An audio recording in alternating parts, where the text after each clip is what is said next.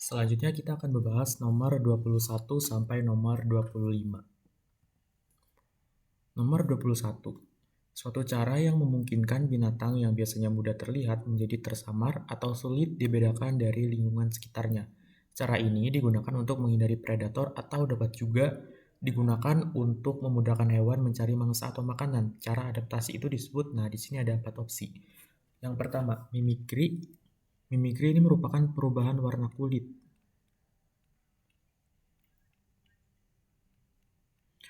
Mimikri bisa kita temui pada bunglon, dan kemudian kamuflase ini merupakan penyamaran. Dia menyamar supaya berbaur dengan lingkungannya.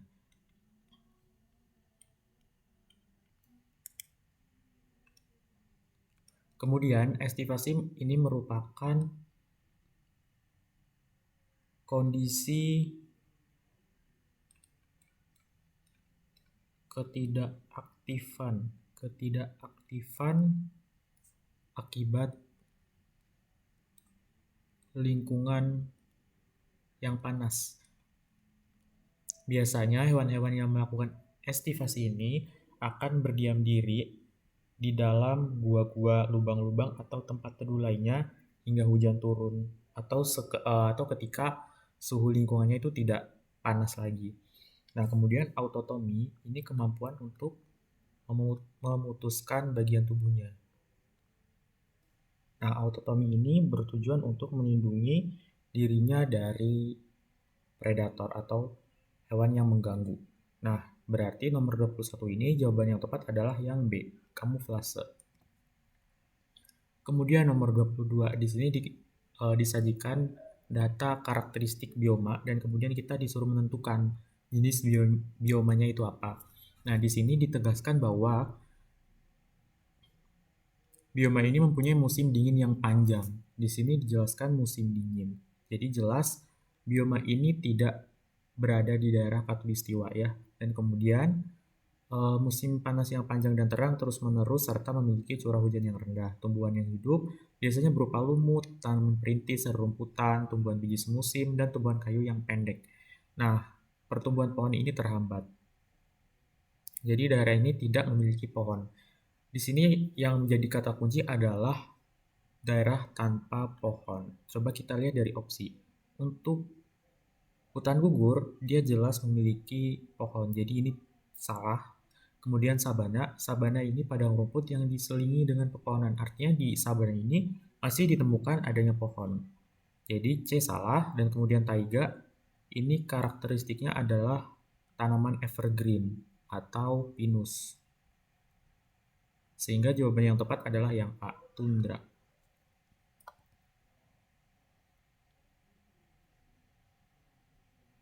Kemudian nomor 23, kesimpulan dari sebuah percobaan, larva bukan berasal dari daging yang membusuk, melainkan dari lalat yang hinggap di daging. Ini merupakan kesimpulan dari percobaan titik-titik. Nah, di sini ada 4 ilmuwan yang disajikan. Nah, sebelum itu, mari kita review sedikit tentang asal-usul kehidupan, teori-teori yang dikemukakan oleh beberapa ilmuwan. Yang pertama ada percobaan yang dilakukan oleh Francesco Redi. Jadi, Francesco Redi ini melakukan percobaan dengan membuat 3 sampel daging. Yang pertama dia membuat daging itu tertutup rapat, yang kedua diberi kain kasa pada tabungnya itu, dan yang ketiga dibuat terbuka.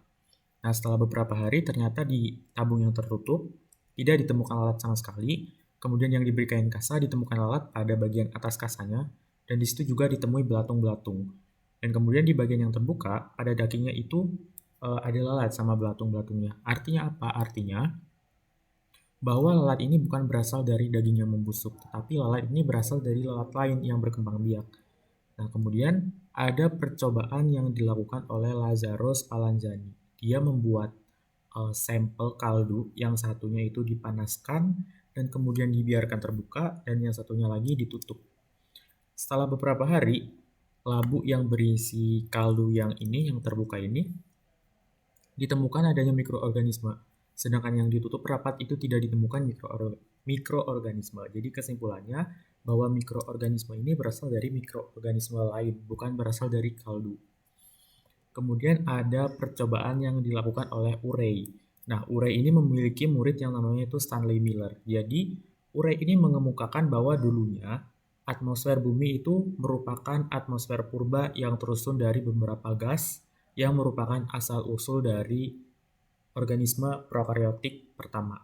Gas-gas itu antara lain metana, amonia, air, hidrogen, dan karbon dioksida. Nah, teori Urey ini kemudian dibuktikan oleh Stanley Miller yang kemudian dia membuat sebuah prototipe ilustrasi kondisi bumi pada zaman purba itu. Dan yang terakhir ada teori evolusi biologi dari Alexander Oparin. Dia mengemukakan bahwa pada saat awal terbentuknya bumi, kehidupan berasal dari subprimordial. Jadi subprimordial ini mengandung zat-zat anorganik dan juga zat-zat organik yang kemudian proses dari tahun ke tahun, dari jutaan tahun kemudian membentuk organisme prokariotik pertama. Jadi kesimpulannya nomor 23 ini jawabannya adalah yang B, Francesco Redi. Kemudian nomor 24. Keseimbangan ekosistem akan tercapai apabila A. Terjadi perubahan ekosistem akibat bencana alam. B. Tidak terjadi kematian pada semua komponen penyusun ekosistem. Tidak mungkin ya, karena namanya makhluk hidup pasti suatu saat akan mati. Yang C. Tidak terjadi gangguan terhadap semua komponen penyusun ekosistem. Yang D. Gangguan yang terjadi pada komponen ekosistem tidak menyebabkan perubahan peran dan fungsinya. Jawaban yang tepat adalah yang D. Kenapa? Karena dalam suatu ekosistem tidak mungkin tidak terjadi gangguan karena suatu ekosistem pasti mengalami fluktuasi, mengalami dinamika, tapi keseimbangan terjadi apabila gangguan-gangguan itu dapat terjadi dan dapat diatasi oleh komponen-komponen dalam ekosistem itu. Kemudian 25. Gerak tumbuhan yang memerlukan rangsangan berupa perubahan kadar air di dalam sel sehingga terjadi pengerutan yang tidak merata. Nah, di sini kita review dulu beberapa gerak. Antara lain ada hidronasti, hidrotropisme, dan gerak higroskopis. Kalau gerak hidronasti itu merupakan pelipatan atau penggulungan daun akibat respon kekurangan air. Sedangkan hidrotropisme itu gerak sebagian tumbuhan akibat respon keberadaan air. Misalnya itu gerak akar ketika mencari sumber adanya air.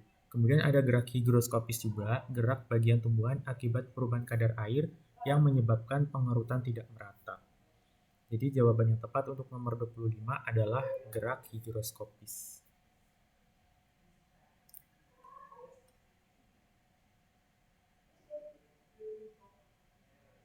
Nah, contoh gerak higroskopis ini pada biji-bijian, antara lain contohnya di sini ada gambar tanaman ini. Jadi akibat kadar air yang tidak merata, di situ terjadi pengerutan pada kulit-kulitnya. Demikian pembahasan untuk nomor 21 sampai 25. Terima kasih.